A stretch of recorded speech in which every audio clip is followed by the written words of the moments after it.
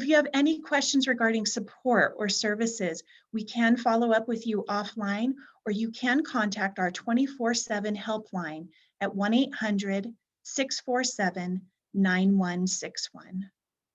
Now, without further delay, allow me to introduce our guests this evening and then turn the time over to Karen Marriott and Mary Ford.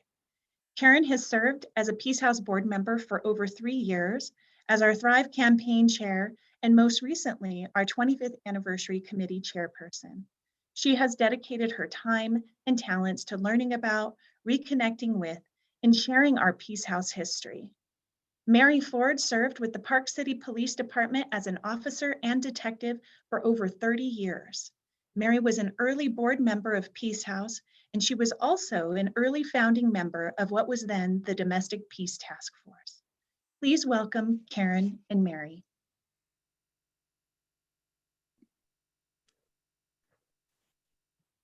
Thank you, Kendra. Hi, Mary. Hi, Karen. Thank you so much for being with us tonight. It's been so fun to get to know you over the last few months. I call you for more information and more details. So thank you. Nice to meet you too. Let's just jump right into it. You moved to Park City in 1983, moved from Connecticut. Right. And you started working with the Park City Police Department, which Kendra said you were with for 30 years. And I know you told me you started as a patrol officer from about 83 to 86 and around that time. And that was before our Peace House, the first shelter in Summit and Wasatch County, started in 1995. So you were a police officer taking domestic violence calls. Mm-hmm. Yes. What was that like without the resources that we have now? I mean, what was it like without the resources? Well, it was hard. Like you said, we didn't have the resources. We didn't have, as I remember, we didn't have a lot of domestic violence calls, but when they came in, and if they were bad, bad ones where maybe a woman needed to go into shelter or needed some resources, there just wasn't anything available. And a lot of the times, if we called down to Salt Lake City, to the Y, they didn't have room. They didn't have availability. I was involved in one day, one afternoon. For some reason, I remember it was a Sunday afternoon, and believe it or not, back in those days, we were worked by ourselves on a shift. And I had a very bad case, and a woman did need to go into shelter. She had 2 babies, they were twins, and 2 other young children. And I remember that I had been given a piece of paper with some names on it of women. And the first name on top of that list was Evelyn Richards. So after I asked my dispatch to call to see if any of the shelters had room, and we were told no, I had them call Evelyn, and I didn't know Evelyn, but I remember the dispatcher told me, Evelyn said, bring them over. So I did. I drove this family over to Evelyn's house, and she took them in and provided for them. And I didn't really have anything else to do with them after that, but that was our resource, those women. Well, it's interesting when you told me about that, and I knew her son, who had been my electrician years before, and I called him and I said, geez, your mom was this incredible woman. Did you know she was basically running like an underground railroad for women that needed support? And he had no idea. And his wife, Becky Richards, who was really active in some of these early grassroots movements, she hadn't known that either. And so, I mean, these core of women quietly doing good is just kind of a testament to the kind of community that we live in, that people will find a way or make a way to help kind of support their neighbors.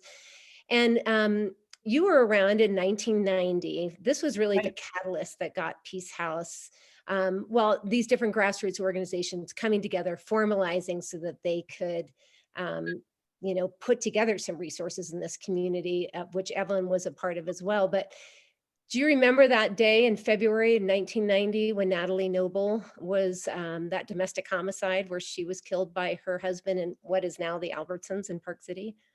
I do remember that day. And I remember it because of not only what happened to Natalie, but as a police department, we had just lost one of our police officers. and all of us were driving in to meet at the church on Monitor to practice our honor guard ceremony, and the call went out. And our chief at the time, Frank Bell, came on the air, and he instructed everybody to continue on to the church, that he and I think Lloyd Evans, who was, I don't know Lloyd's rank at that time, maybe a lieutenant, they went over to Albertsons to handle this case, to take And that call. to take that call. So you weren't necessarily the detective on that case at that time. No, I wasn't. I wasn't. Well, and I think the thing about that story is everybody that I've interviewed and talked to about it was just this like, wow, this can happen in our town. She wasn't, she lived in Samac, which Mhm. was still within Summit County. And she worked at the local sporting goods store right next to Albertsons. And there was quite a few people that actually were in the neighborhood at the time. It really hit the community hard. And I give credit to Terry, or who was the editor of the Park Record at that time, for really sticking it on the front page of the paper and really bringing awareness to this issue. Later, when the Peace House was opened in 1995, there was another case that you became a little more involved in. And do you want to tell us about this case with Patty Blanchard, which is another domestic homicide? Yeah. Well, that was a case I was involved in. And to me, that was a case that we knew Patty. She lived in the community. I happened to know her husband or ex-husband at the time, so we knew everybody. And it really hit home. You know, to me, it was like, if it can happen to her and her family, it could happen to anybody. But that was it was just another case. And I was mostly involved on the end of dealing with the children and taking that side of it. So Well, and I know you mentioned that, you know, there wasn't a Children's Justice Center in Summit Wasatch County at that time. And as I interviewed Sally Elliott, also, who has been on the county council, and she said she was really close friends with Patty, a neighbor, a best friend even, and that the children came over to her house, and that's where you interviewed them. And I remember you saying at some point, that's when you felt like, hey, we also need this other support service. well, I wasn't thinking that at the time, and I was so grateful that the children had a safe place to go with Sally. And and I did interview both Michael and Emery at Sally's house. Mhm. And it was and they had a very loving big family that took them in immediately. But it was after that I kept thinking that, you know, and other child abuse investigations that I worked on also, that we always had to travel down to Salt Lake to utilize the Children's Justice Center that was at that time up in the avenues, up on 10th Avenue. That it would be very nice that we had something like that here. But and we did eventually. We Be did work on another it. Mary on the forefront. No, it was again, but- Karen, no, but- Karen, it was a group effort by a lot of people, a lot of Yeah. I call it our, you know, it was a lot of group effort. But yeah, it was, we needed that service up here to provide for our kids and our families. So yeah. Well, and that seemed like kind of an exclamation point on, this is why we have this resource in this community. This is somebody people knew. She was a realtor. She was involved in the community, and it really struck home again.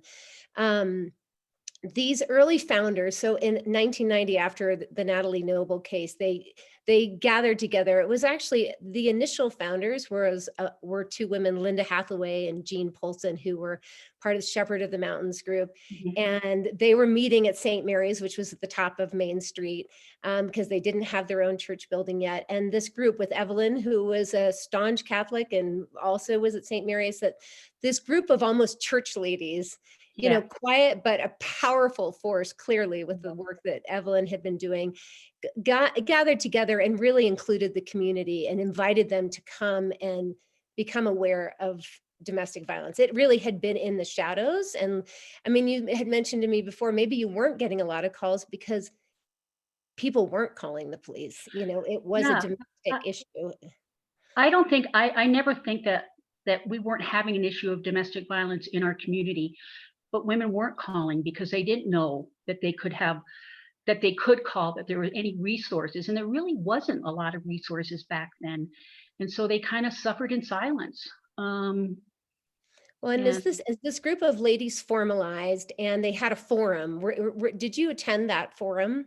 I remember attending a forum. Are you talking about the forum with Deborah Daniels coming up from the Yes. YWCA? Yes. Yes, I attended it as a just to as a mostly as a representative from the police department, because I think very early on I was allowed to run with this by my chief of police then, Frank Bell, that we wanted to participate in this moving program to Mhm.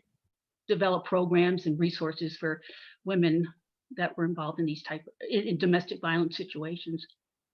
Well, and just so you know, when I interviewed Frank Bell, he said, Mary is the reason that we made such progress. I did tell her to run with it, and she ran with it. And Lloyd Evans also said he received a lot of support from Frank Bell to really get support behind what this group was doing. And around that same time, in 1994, the Violence Against Women Act was signed. And I know you said that helped change how things were working in the police department, maybe more protocols, more policies. There was definitely, it was the time was right and ripe, and everybody was ready to take action, it sounds like. Yeah, up until that time, I think Park City Police Department did the best job they could, which was it was a good job. But after the VAWA Act was passed, it formalized things. We changed our policies and procedures, and the officers were given more direct, you know, guidance on how to handle these calls of Well, domestic. and um, as so all this is happening around the same time as Bob Wells had found land and funding and helped build our first shelter, which was called Peace House. I mean, Mhm. we keep referring to Domestic Peace Task Force was the name of the group of women that they became incorporated in 92. They became a nonprofit in 93. They started holding board meetings. You were an early board member with Linda Barber, who was from the Park City Counseling Institute. She was running that. And Jean Polson, as we were opening up the shelter, she had already started kind of a victim advocate program. And you want to talk a little bit about Jean, because not many people knew Jean. And she's definitely one of the heroes of our Peace House Jean history. was she was an angel. I met her through all this group of women, and yes, she started her own. Um, she was a volunteer victim advocate, and she would show up on. We could call her out. I want to, as I think back on this right now, we always talk about the pager, and I think that was something that Lloyd Evans made happen. That she was given a pager, and officers could call her, or the dispatch center, I guess, could call her and tell her we needed her out on a scene, and she'd show up night or day. And I remember she drove a little red Miata, and she would just show up, and she would handle that end of it to let the officers do what they needed to do if there was a suspect on scene, or a crime scene that maybe needed to be processed or something like that. And then Jean started the process of them, writing their protective orders. She'd pick them up probably the next day later, drive them over to court, and that's when we used to have to go over to Colville to make their first court appearance. And For a and hearing to implement that protective order, correct? right, Mhm. right. And I used to get nervous about. I used to get nervous sometimes with her driving that canyon. I used to call it from Park City over to Colville. It can be a Mhm. little desolate, and Mhm. we had some scary guys. Some of these guys were kind of scary. Um, so I used to kind of follow her over, make sure she got over there safe. I'd sit in Mhm. the back of the courtroom with her, or with them while they were doing it, and then I'd follow them home and make sure they got home safe, because I was concerned, especially after the hearings, that maybe some of these guys would not. That's a scary time for women Mhm. going through that process, is getting that protective order, and right after it's served. And but And she she was was a fearless. yeah, well, that's what I hear. She was a quiet church lady, but don't mess. And Yeah. and I've heard stories of her um she did a lot of these protective orders. There was a woman named Maria Booth who Mhm. was an early board member, and she did a lot of those protective ordered hearings. As a lawyer, she would show up in court and represent the victim. But do you recall the time when she was working as a domestic peace task force individual and ran their own shop to when they moved into the county and became part of the kind of system advocates? Yeah, Maria and I think we got together, and yes, Maria did a lot of work for these women during the court proceedings of it. And we knew Jean was doing a lot of this, and I'm not sure if Jeannie Edens had joined up with her. She's another great lady, had joined up with her at this time, but we really felt that this position of a victim advocate was important and that Jean should be compensated for it. I mean, she was using her own gas, her time, and everything. And so Maria and I talked about it, and we approached at the time Robert Atkins, who's our county attorney, and he knew Jean because he'd seen her in court. And when we told him that we thought that this should be a full-time position. He didn't push back. He agreed, and he probably very soon after that took it to the county commissioners, and yes, they made her a full-time position, and she had a small office space, I guess, over in Prospector. So, but yeah. Yeah. So that was, the Domestic Peace Task Force, which became later known as Peace House in about 2007. They took on the name of their shelter, but they really created that first victim advocacy program. And I just think that's another really interesting thing I wasn't aware of. And now we have our own, if somebody calls the helpline for Peace House, a victim advocate answers the phone. And then the county has their system advocates that support all victims of crime. Oh, want to sneeze. I know. So another thing it seemed that Jean did, and with Jeannie did come on around 1997, and she stayed on at the county after Jean left in 2000. And sadly, Jean was diagnosed with cancer after she left, and she passed away shortly thereafter after she Yeah. moved to the Dakotas. But didn't they do a lot of training? I mean, with that, Vala, came these new protocols and policies you're talking about, and it established sort of police training. So what were there annual trainings, or how? Yes, there's annual trainings, and again, it's mandated by law that police officers have to receive a certain hours every year of domestic violence training. And Jean and Jeannie would come over every year and do our training for us. And I think later on, I think Jeannie brought in maybe some other speakers to be with her. But yes, they pretty much provided our training for domestic violence. Well, and it seemed like everybody was doing 5 million things too, which wants me to go back to when the doors opened. They'd hired an executive director. She was hired in 1994. And then how did that work? There's only one staff person, and now they have a shelter that's full. And how was one person supposed to do that? I know there were a lot of volunteers. Tell me about what those early years of when the first Peace House actually opened their doors. I think when we were getting ready to open our doors, people thought that we wouldn't be full, that we wouldn't have clients. We were full almost immediately.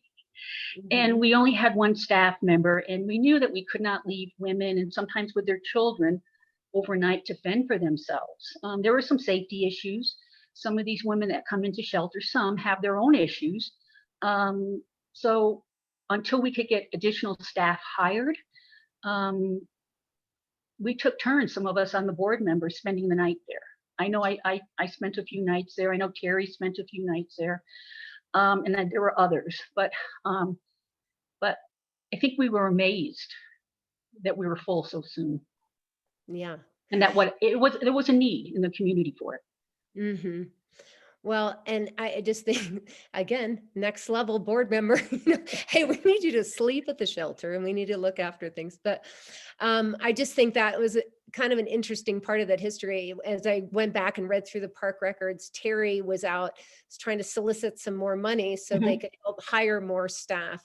And as more staff came on, education programs could go into the schools, more trained advocates, more services. And, now you look at where we are today, it's pretty remarkable. But I think the story of Peace House is this grassroots effort of people from law enforcement and community and church and everybody coming together, doing their part to support a community and some of those that are the most vulnerable.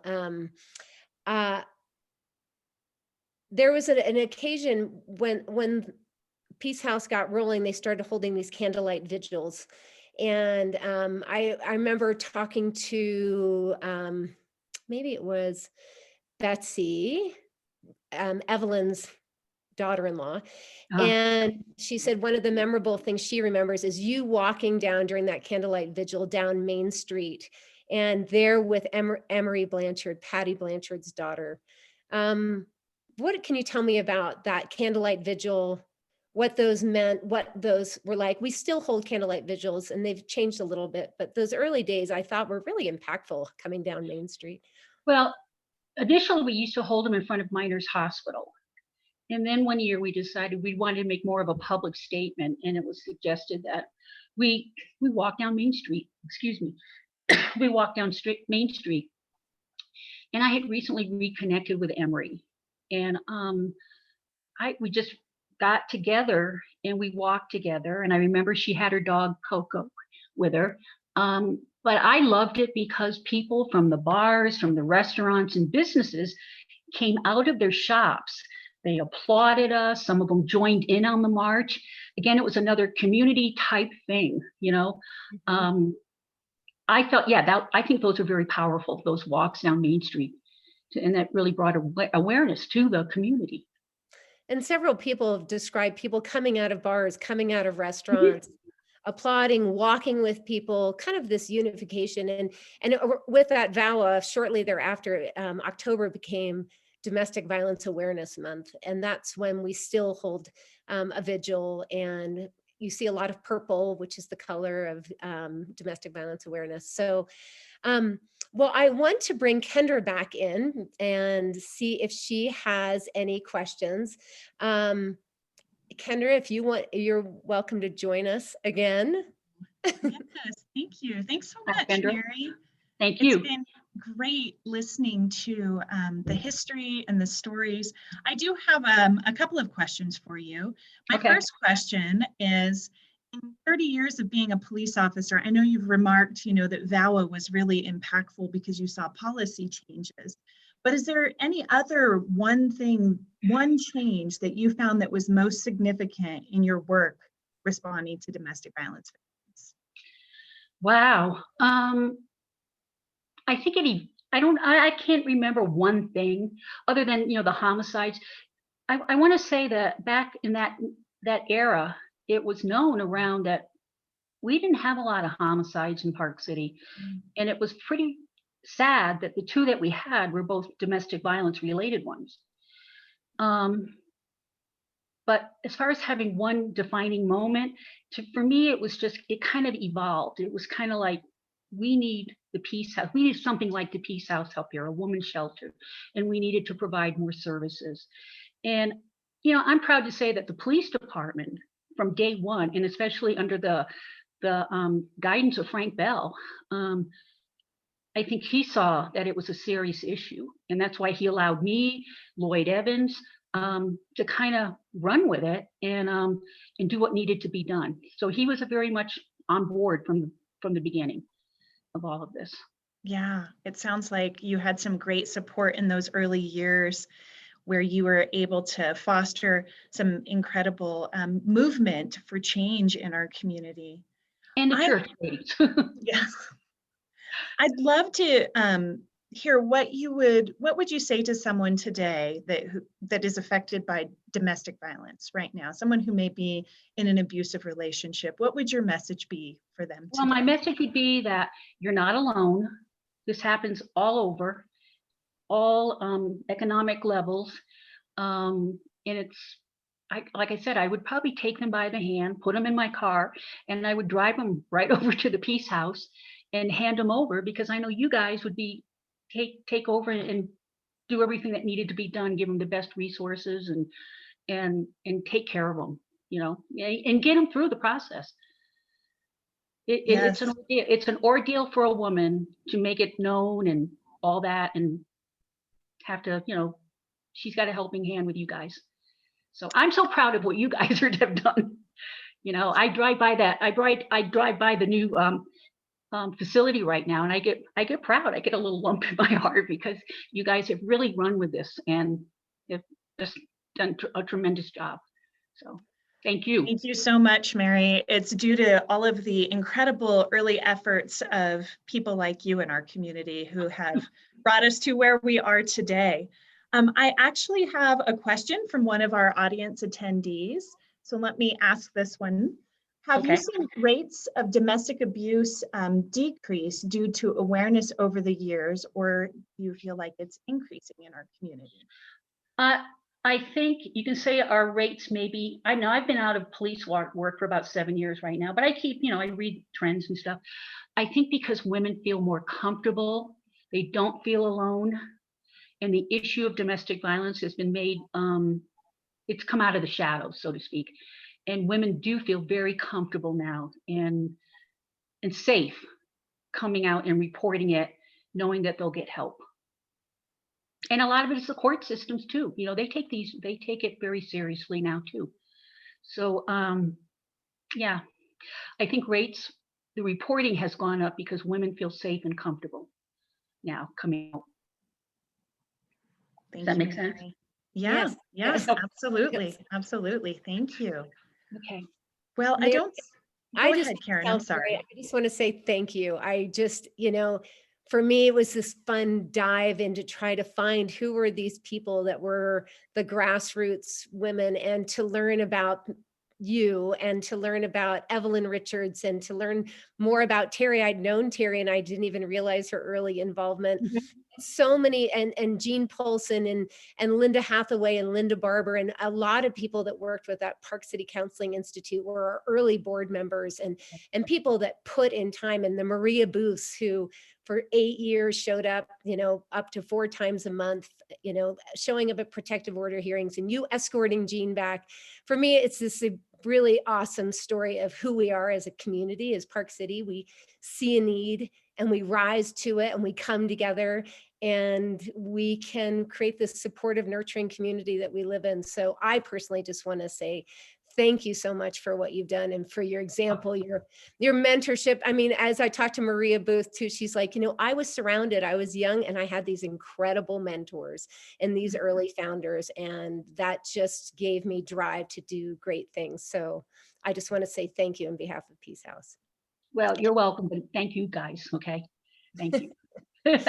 Thank you, Mary. And I want to share a couple of comments with you from our attendees, because I think that they equally feel that way. And we have a few folks who have remarked that they've enjoyed the program tonight, that it's been a great program, and that it's been so good to see you, Mary. So I don't know who's watching, but hi. So your community is here, and they appreciate you. I just want to say thank you to both of you, to Karen and Mary, for this opportunity to share more about the early history of Peace House and the early work done in this community to improve our response to domestic violence and to support domestic violence victims. Mary, thank you for being a pioneer in the law enforcement community and really working closely with advocates to create safety for people when resources were really, really limited. We deeply appreciate everything that you've done to support this movement and to improve upon the efforts in our community over the years. So just appreciate you greatly, and hope you're enjoying retirement as well. I am. And Karen, you've done a fantastic job taking on this program too. So thank you for doing it. Oh, it's been really my pleasure. So, okay. And we'd like to say thank you to everyone who's attended this evening. We really appreciate you joining us.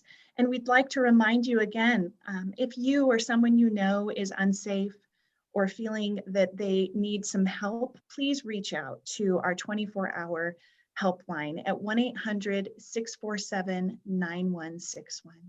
Thank you, everyone. We really appreciate you joining us this evening. Take care.